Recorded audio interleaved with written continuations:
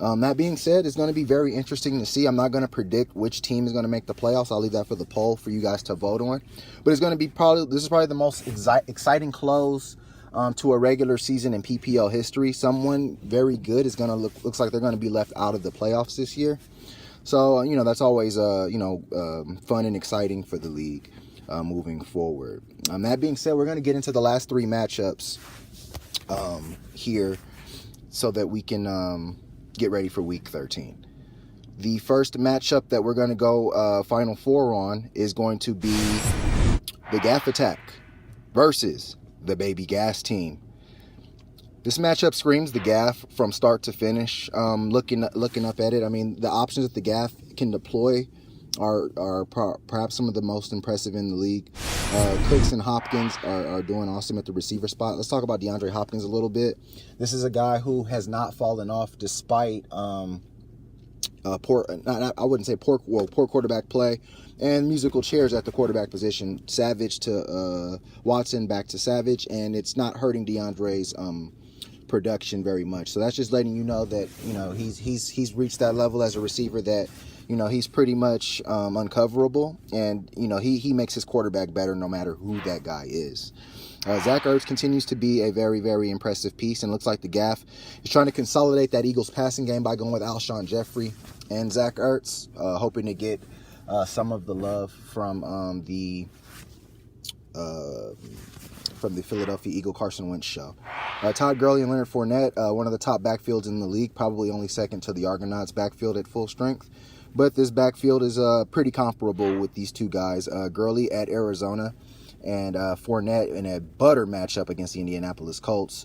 Those are great plays for the Gaff. And then Kirk Cousins tonight against the Dallas defense. I like Kirk in that one, even though I'm not a big fan of his overall.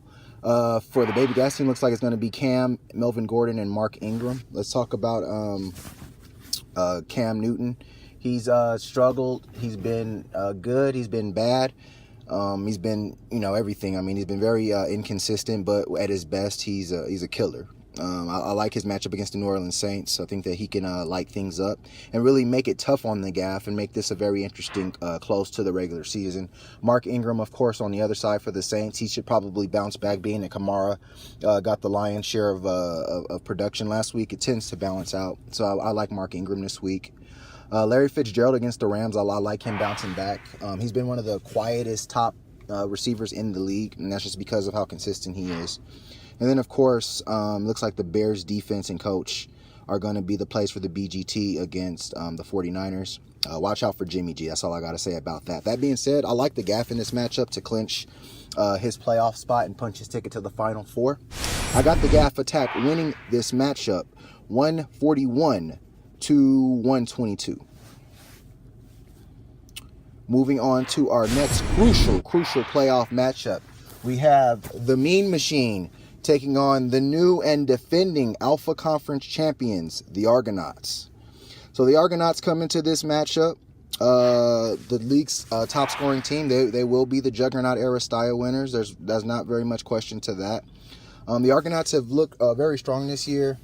Even with Ezekiel Elliott out of the lineup, they were able to put up 162 points behind Julio Jones' epic, pretty much 50-point performance. I mean, it started on a bomb from Sanu, and then Matt Ryan got in on the effects, and Sarkisian seems like he finally figured out how to use Julio the way he's supposed to. It looks like Carson Wentz is going to draw the start in Seattle on a Sunday night. Typically, a second-year quarterback on the road in Seattle would never draw a start, so it just shows you how well Carson Wentz has played and how much trust he's already earned in a short time. Looking around, Le'Veon Bell on Monday night to close out things.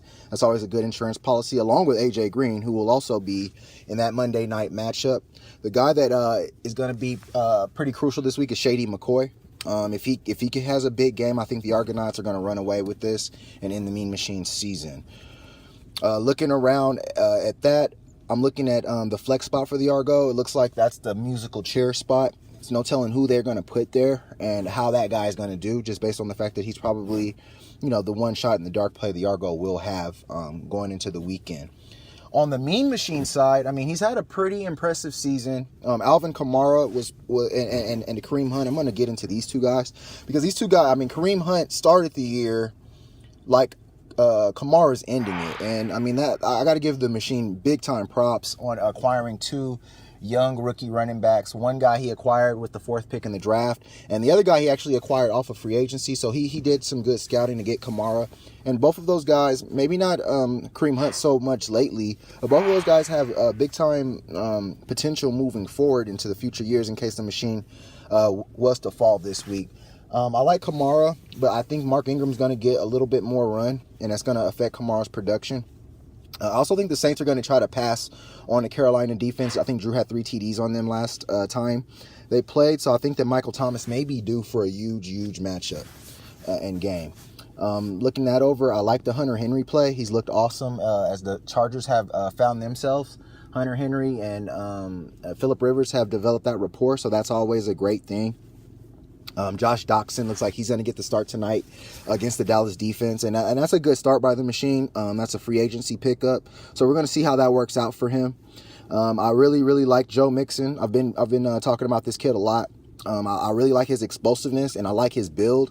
And you put those 2 things together, and it makes for a strong player. Based on what Jamal Williams did last week against the Pittsburgh defense, I think that they'll be a little more keyed in on Mixon, but I think Mixon can probably have a pretty good game against the Steelers defense.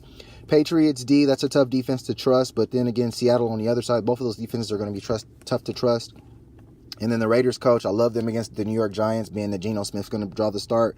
And I think Pittsburgh should close that matchup out against Cincinnati. That being said, looking at this matchup, Marcus Mariota is going to have to come up with a big game for the Mean Machine. And I think he does. Houston's 30th against the pass right now. And I think Mariota has a big game. With that big game, I'm going to call the upset here. I got the Mean Machine winning this matchup and making it very interesting for that last playoff spot. I got Mean Machine winning this matchup 131 to 128. The Mean Machine gets the win and is hoping for others to win or lose. And moving on to the prestige matchup of the week, the Omega Conference Championship game. The Omega Conference title will be on the line Sunday as the Big C's Comeback Kids challenges defending Omega Conference champions, Appease the Gods, and one of our biggest matchups in PPL history for the regular season. Looking at this matchup, I'm loving the kids' resourcefulness. The Case Keenum play last week, despite the loss, was an awesome pickup, being that they needed to get more out of that position and were able to. Keenum's a good quarterback. Let's not even mince words. This guy's able to get that ball around to the top receivers on the Minnesota offense, like Thielen and Diggs. And the offense has not missed a beat. He's keeping Teddy Bridgewater on the sideline, and Keenum deserves the benefit of the doubt to start the rest of the regular season and go into the NFL playoffs. That being said, the question right now is, can he lead this Comeback Kids into the PPL playoffs? Of course, the kids can lose this matchup and still get in, but nothing sweeter than winning a conference title. So I think that the kids better, try to get this win and not hope that somebody else, slips up so that they can continue to remain in the playoffs. I like Devonta Freeman. Getting him back is going to be a big plus for the Falcons and for the kids. Samaje Perine has been an awesome addition. Another awesome addition by the kids. They're the ones who, if we had an owner of the year, it'd be to Emmanuel Carter. He's done an awesome job. Jarvis Landry against Denver. They set him up a lot of ways, so he may be able to make some moves. I've loved Mohamed Sanu all year. This guy's even throwing touchdown passes. So Sanu's a great play. Evan Ingram. I don't know if Geno Smith being in is going to really affect Evan Ingram. I think Evan Ingram's got to bounce back. Geno Smith's going to complete some balls, so that's a good play. Kenyon Drake's going to be a great play for the kids. There's no Damian Williams to hold him back from a full workload. I really like Kenyon Drake this week. And the Chargers D and coach, 2 free agency fines, probably the best free agency fines of the week, based on the fact that the Cleveland Browns are going to offer little resistance to Phillip Rivers on offense, and that Chargers pass rush and secondary. So the Comeback Kids have set themselves up to win Omega Conference. Based on this lineup this week, it's a good lineup. But on the other side, they're looking at a team that may be a team of destiny for the Omega Conference and to defend their title. I'm talking about ATG here. I'm going to start with Jordan Howard against the 49ers. I like Jordan's matchup this week. The 49ers, though, I think they're going to be a little pumped up to have Garoppolo in. I think they're going to try to play well. especially against a Chicago team that, isn't that much better than them. But I think Howard still has a good game. I think Howard is going to have the lion's share of the Chicago production, and he's going to really help ATG there. Lamar Miller, he's remaining consistent, and he's able to find the end zone, which is a positive thing. Tom Savage hasn't sucked his production too much, and that was really the concern when Deshaun Watson went down. I love Mike Evans. At Green Bay, with Jameis back, he's going to throw it up to him. Keenan Allen's become the man. It's no question there.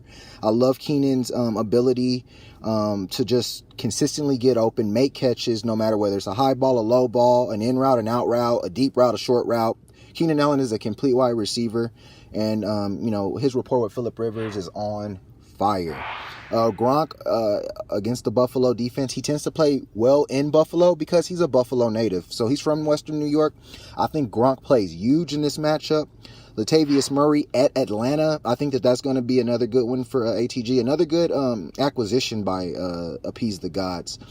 Pulling up with Latavius Murray and Devin Funchess, two guys who have really been helpful for them. And then, of course, the Rams defense at Arizona and the Patriots coach at Buffalo are also solid plays.